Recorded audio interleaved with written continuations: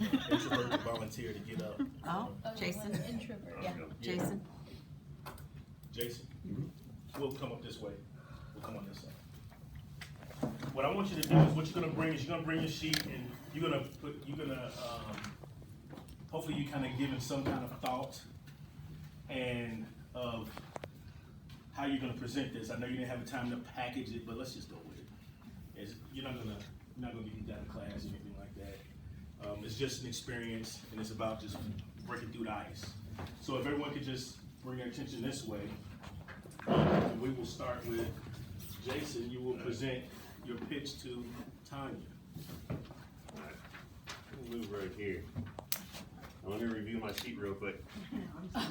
See, at first I thought I was going to be talking to like the entire class. So if this is just kind of a one-on-one thing, let's see how I want to start this off. How about a handshake? How are you? Good, how are you? Doing well, doing well. So just kind of curious, have you ever dealt with finances in your entire life? Very little. Very little. Okay, well, there's still some that you've dealt with. So just kind of wanted to introduce myself. My name is Jason Mills. I'm from Infused Credit Union. I'm the business development and financial educator for the credit union. Normally I get out and about in town to try to build relationships with their surrounding community, while at the same time educating our youth at local schools. So I just kind of wanted to provide you with some information about the credit union. We're always looking for folks to stop by in case they need any financial needs. Now, our goal isn't necessarily to just push products off on you.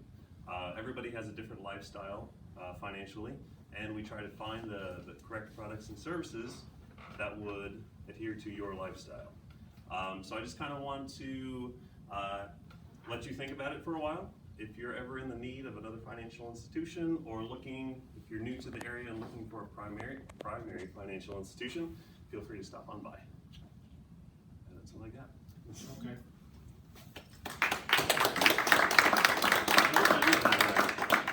All right. So we'll let your class.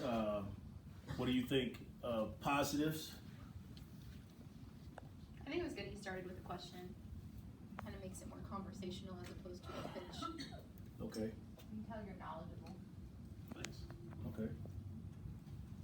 Anything Title else? sounded very professional. It's, It's super long. It just kind of rolls off the name tag down the shirt.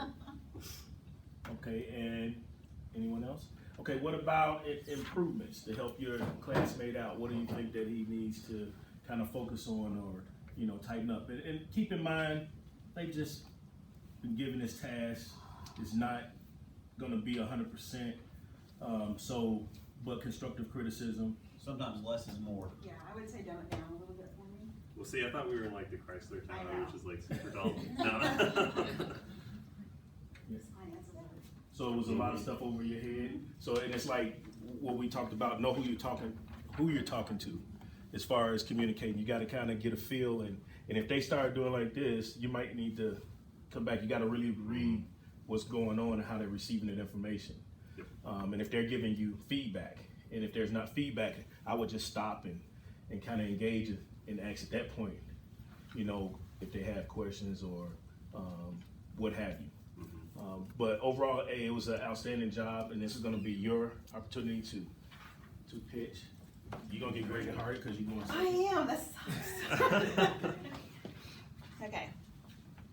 Hey, my name's Tanya, how are you? Nice to meet you. I'm Jason. I work with a local agency here in town that helps people with developmental disabilities.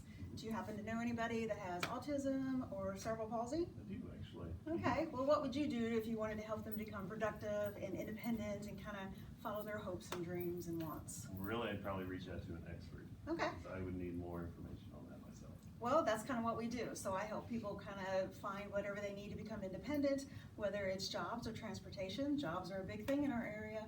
So would you ever consider hiring somebody with a disability? Absolutely, I definitely consider it. Well, that's something that I would love to reach out and maybe discuss with you and see if something that maybe one of my clients can have a spot in your organization. Awesome, good to hear. All right, thank you. Thank you so much. Okay, let's give her a round of applause. That was pretty good. So, what was some of the comments, the positives? It was conversational. Conversational. Did you see a connection there? Yes. Because what was the question she asked that caused that connection? Do you know someone that has autism or disability? And that caused the connection, and it kind of got them more engaged. Okay, now they're going to give me something. So when we talk about winning, the win-win, this thing right here is messing me up. I'm sorry, I can't do anything about it. But when we talk about the win-win portion, you're looking at how you can help them, and even at the same time, trying to receive something from them. So both people are winning in that situation because you're providing something that they are familiar with, a need. You're fulfilling a need, and also you're going to help out his business because they want to do outreach. They want to extend their boundaries, so everybody's connected. Just imagine if everybody just did that.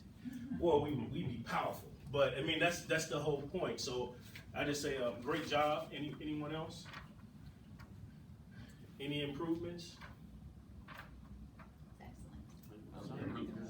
I was serious. If anybody wants to hire a kid with disability. So at that point, you want to, what's the call to action? To call, give me a business card, set up a future meeting, that type of thing. So you have to consider those as the final step in that initial engagement. So this is where the relationship begins. You have made it to first base, you bunted and you made it, but you own first base, and now you can continue to build on that relationship. And that's what it's about. That's really what the elevator pitch is about. It's not about getting a home run and getting everything right then. You may see things may go beyond what you even imagined if you just take your time through the process. Okay, we'll take on two more. Two volunteers. Give me a gold and an orange. Well, you got it, right there. Your 2 volunteers.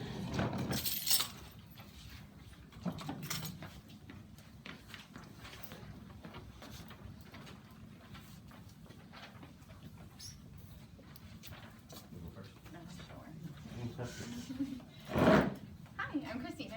Hi, I'm Matt. Nice to meet you. Nice to meet you. So I just had a question. Do you ever feel lost or confused after you leave a doctor's office? Yeah, who doesn't? I would agree with that. He's the orange. So I work at Phelps Health, and that's kind of what I'm here to do. I'm here to fill that gap when patients have questions or needs. Do you ever feel like you might be in that situation or know anybody in that situation? Yeah, absolutely. Great. So, I mean, at Phelps Health, we're always looking, Our goal is to improve the health and wellness of people in our region, and I'm always looking for great resources as well. So if you ever know of any resources in the community or you have a resource that you can share with me, I would greatly appreciate that. Okay, yeah, sounds good. Awesome, thanks. Okay. One round of applause. We'll go ahead and give some feedback, positive feedback. It's calm and well spoken. Well-spoken, calm, okay. Anyone else? Overall, good job. Improvement, of course, is always memorize the information, and once you memorize it, you can have eye contact a little bit more. And we can't control or delete our conversations. Right. So It makes it more real that way. Yeah. Yeah, so just kind of keep in mind, it's just relaxing. I know it's here in front of a class, it seems like everybody's looking at every little thing you're doing, but it just kind of be natural with that communication. We'll go with that. So I kind of did this a little bit different, so I just want to set the setting. I run a real estate company, so my setting is that I'm talking to a potential agent that wants to join my company. Okay. Okay. So, hi, I'm Matt. Hi, I'm Christina. Nice to meet you. Nice to meet you. So how would you like to make more money, have a bigger impact on your community, and develop a sustainable career in less time, and be a part of a movement that is changing lives every day? That'd be great. That's awesome. So that's what I do. I create opportunities for people to develop a successful career and change their lives through real estate. Oh, okay. Yeah, so a mission of our company is, this is our mission statement is every day our company will passionately exceed the expectations of the buyers, sellers, and agents that we serve by guiding them to have smooth, successful transactions. We develop the careers of our family of agents and staff through hard work, integrity, and proven processes that are the best in the industry. So that's kind of our mission. It's a long mission statement, but there's a lot we want to put in there. So, so we are different. We are different because we exist to help the agents and staff versus a lot of companies exist so that they can become profitable. We really have a servant's heart and we try to serve the community, and so that really goes with our team. So we are actually looking for, we are looking for motivated individuals who fit our culture and meet the standards and the core values of our company. So how does an opportunity like this sound to you? It sounds great. Okay, sign up, sign right here. His call to action. Sign right here. All right, so let's give him some positive. Let's give them both a round of applause. Let's start off with the positive feedback for Matt. You're energetic. Yes. Very energetic. Energetic. That's what he's doing. What about knowledge of his organization's mission statement? Very knowledgeable. Okay. You write it? Yeah, absolutely. So he wrote it. All right. So He better know it. Yeah. so also, what else do we have? He was energetic, knowledge of his mission statement, A very strong hook because it gave you options, multiple questions. multiple Who's gonna say no questions, to that, right? and kept the conversation going. Yes. And also he had a call to action at the end. I mean, we're gonna end with this one here. We're not obviously gonna have time to go through everyone in the class. Just had to throw that fear factor out there, but we wanted to make sure that everyone at least had an opportunity to see what it would look like. And as you've seen, I'm gonna tell you, let's give them a round of applause. As we can see, as we continue to go through it, one of the things that I noticed that at the beginning, the way that they transitioned into it was different. It was more of a question of trying to gain information to find out where they connect, and then you can present that information, and that's a great way to get started. When you're talking to someone, you don't just start out with your bio all the time, but you can actually start out with presenting a question and then see how you can connect with them. Remember I told you that whenever I'm communicating with people and they're talking, I'm listening to how can I help them? Or who do I need to connect them with? I mean, they may not even be my resource. They may be someone else's resource. But when I do that, others will look out for me as well. You know, if not, it doesn't matter. But as long as I get to connect people that can work together.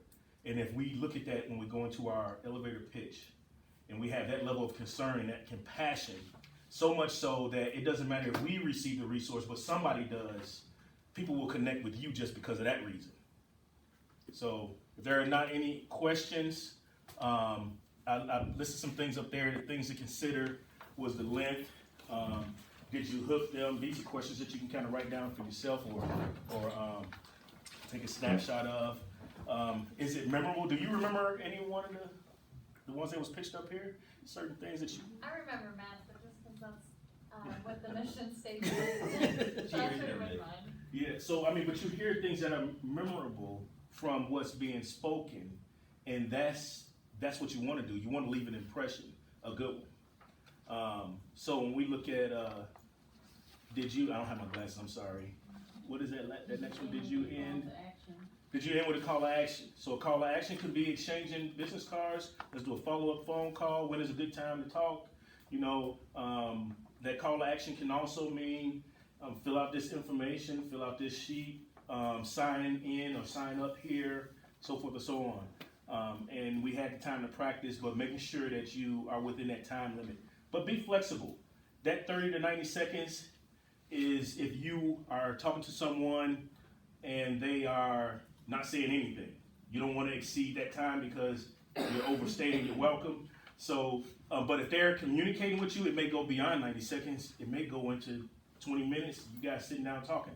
So there's nothing wrong with that. You don't say, hey, I'm stopped. I didn't talk 90 seconds. Let me see your business card. But if the conversation continues to go with it. And then I think you'll grow and be successful.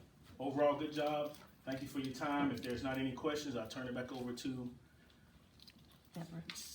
She pointed at you. Deborah and Cecilia.